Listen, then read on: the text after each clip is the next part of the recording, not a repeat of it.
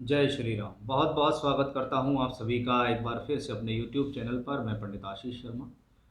मेरा आज का ये वीडियो है सिंह राशि के जातकों के लिए कि आपके लिए नवंबर 2022 का जो महीना है कैसा रहेगा। क्योंकि यह वीडियो चंद्र राशि पर आधारित है, इसलिए हम चंद्रमा से यहाँ ग्रहों का गोचर देखते हैं, जिसको हम मासिक राशिफल कहते हैं। जिस प्रकार से दैनिक राशिफल होता है आपकी चंद्र राशि पर आधारित होता है, उसी प्रकार से मासिक राशिफल भी आपकी चंद्र राशि पर ग्रहों की गोचर की स्थिति पर आधारित होता है।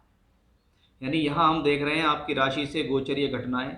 यहाँ हम देख रहे हैं आपके चंद्रमा से, आपकी मानसिकता से, आपके मन से, आपके विचारों से ग्रहों की स्थितियाँ कहाँ चल रही हैं। क्योंकि मन और विचार ही जीवन में ऐसे हैं जो कहीं ना कहीं इधर उधर घूमते हैं, उसी से व्यक्ति जीवन में कुछ करता है।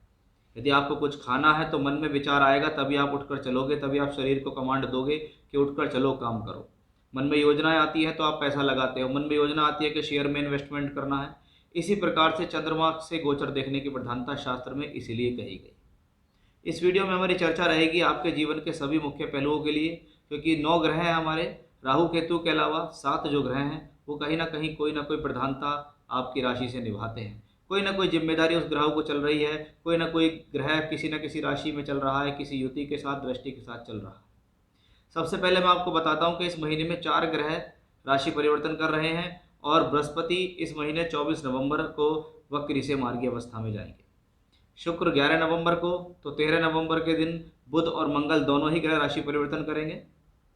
और सूर्य जो कि नीच के होकर शत्रु की राशि में ग्रहण दोष में लिप्त थे, जो आपकी राशि के मालिक भी हैं, वो भी इस महीने 17 नवंबर को ग्रहण दोष से दूर हो जाएंगे।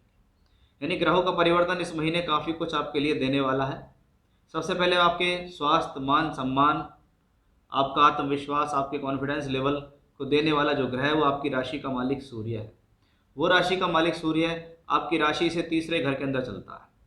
शास्त्र कहता है राशि का मालिक अगर ब्रह्मांड में नीच का हो, ग्रहण दोष में पीड़ित हो, अच्छे भावों में ना हो, तो कहीं ना कहीं आत्मविश्वास की कमी को झलकाता है। कहीं ना कहीं व्यक्ति के पास सब कुछ होते हुए वो उसके मन में डर रहता है। कोई ना कोई परेशानी, कोई ना कोई चिंता उसके जीवन में लगातार इसके कारण रहती है। जब ये ग्रहण दोष राशि के तीसरे घर के अंदर लग रहा हो तो इसको कहते हैं कि इस दौरान आप हिम्मत तो कर रहे हैं, साहस तो कर रहे हैं, लेकिन कहीं ना कहीं आपका मन ही ये कह रहा है कि मेरे द्वारा किया गया प्रयास सफल नहीं होगा, मेरे द्वारा किए गए प्रयास में कमी आएगी। ऐसा कुछ हम यहाँ कह सकते हैं। नीच का सूर्य जब राहु केतु अक्ष पे होकर ग्रहण दोष बना रहा हो तो ये स्थिति छोटे भाई बहनों से, मित्रों से प्रॉब्लम्स देती है। कभी कभी ट्रैवलिंग्स के अंदर लोगों को ज़्यादा प्रॉब्लम आ जाती है। यानी जो ट्रैवलिंग बहुत ज़्यादा आसान लग रही थी वो किसी न किसी कारण से, रुकावट से, परेशानी से और ज़्यादा टफ हो गई। यानी 17 नवंबर तक का आपको विशेष यहाँ पे इंतजार करना ही पड़ेगा। जब तक सूर्य अपनी नीच राशि, अपनी शत्रु की राशि और ग्रहण दोष से नहीं निकल जाएंगे, तब तक आपके लिए पूरी तरीके से बेहतर स्थिति नहीं बनेगी। क्योंकि 17 नवंबर के बाद राशि का मालिक चौथे घर में आएगा, अपने मंगल मित्र की राशि में। राशि का मालिक केंद्र में चलेगा, दशम भाव को दृष्टि देगा, यानी ये कॉन्फिडेंस लेवल भी बढ़ाएगा, कार्य करने की क्षमता को भी बढ़ाएगा और आपको जीवन में आगे भी बढ़ाएगा। आप ये देखिएगा कि जिस राशि के अंदर सूर्य केतु का ग्रहण दोष है उसमें 2 ग्रह अन्य भी हैं। अब वो दोनों ग्रह आपके लिए बहुत ज़्यादा इंपॉर्टेंट है। क्यों? क्योंकि एक तो 2 धन भाव का मालिक बुध है, लाभ भाव और धन भाव, यानी धन का संचय देने वाला ग्रह भी बुध हुआ और लाभ देने वाला, इनकम देने वाला ग्रह भी बुध हुआ। और वो आपके दशमें शुक्र के साथ तीसरे घर में है।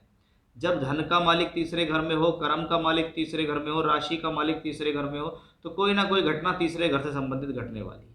तीसरा घर जीवन में टूर, ट्रैवलिंग, यात्रा से होता है, परिवर्तन से होता है, किसी दूर स्थान से होकर काम करने के लिए देखा जाता है। कभी कभी आपको दूर के लोग मिल गए, बाहर के लोगों से मिलकर आपका काम हो गया। आप नौकरी में है तो आपको ट्रैवलिंग मिल गई, अचानक यात्रा करनी पड़ी, या व्यापार में है तो यात्रा करनी पड़ी। उस इंडिकेशन से ये अपने आप में ठीक कॉम्बिनेशन लगता है। बस यहाँ राशि का मालिक जो नीच का है वो थोड़ा प्रॉब्लम देता है। अब यही शुक्र बुध का जो राजयोग है वो राशि से चौथे घर के अंदर बनेगा। क्योंकि 11 नवंबर को शुक्र और 13 नवंबर को बुध का राशि परिवर्तन होगा, तब ये एक तरीके का योग बना हुआ है, ये बहुत बेहतर परिणाम देगा। क्योंकि ये धन भाव और दशम भाव के राशि दोनों मिलकर चौथे घर के अंदर एक बेहतर राजयोग बनाते हैं और वहाँ से बैठकर शुक्र दशम भाव को दृष्टि देता है। और जब शुक्र दशम भाव को दृष्टि देगा तो आप मंगल पर भी थोड़ा गौर करें, क्योंकि मंगल आपके लिए योग कारक है। ये मंगल 13 नवंबर तक तो रहेगा लाभ भाव में, 13 नवंबर के बाद ये दशम भाव के अंदर आ जाएगा। यानी योग कारक होकर लाभ भाव में जाना, योग कारक होकर दशम में आना, कहीं ना कहीं मंगल के लिए तो बेहतरी है ही है, यानी मंगल तो लगातार आपके जीवन में आपको सुख देगा। लेकिन एक बहुत अच्छा राशि परिवर्तन राजयोग आपके लिए बनेगा, वो बनेगा चौथे घर से और दशम भाव से। मंगल और शुक्र दोनों एक दूसरे की राशि में होंगे, एक दूसरे की राशि परिवर्तन करेंगे।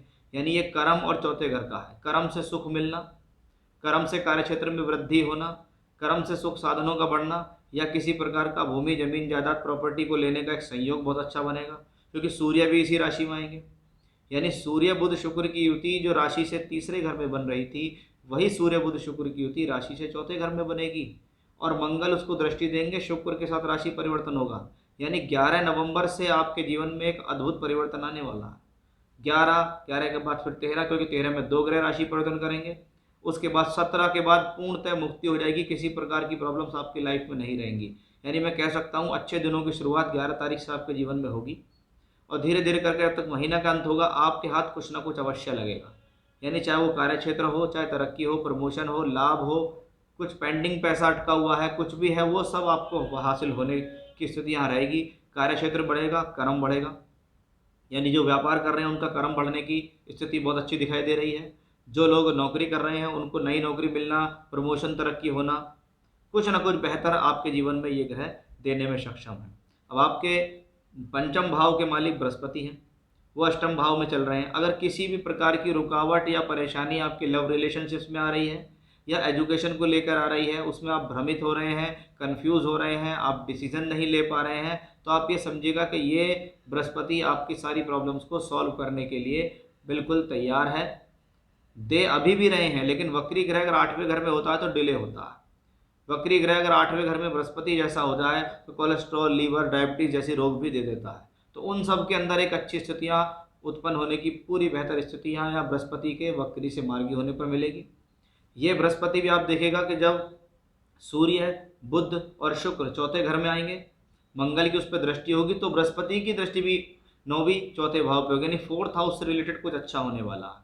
चाहे वो भूमि जमीन ज़्यादा प्रॉपर्टी का कोई कार्य हो, कभी कभी माता पक्ष की तरफ से कुछ मिलना, कोई प्रॉपर्टी मिलना, कोई पोजीशन मिलना, कोई प्लॉट खरीदना, कोई वाहन खरीदना, कोई रिनोवेशन शुरू कराना, वो सब इस ग्रह की बदौलत दिखता है। शनि अपने आप में सबसे प्रबल है, क्योंकि शनि में सबसे अच्छी बात यह है कि शनि अपनी ही राशि में छठे भाव में बैठे हैं। अब ये वक्री नहीं है, अब ये मार्गी हैं।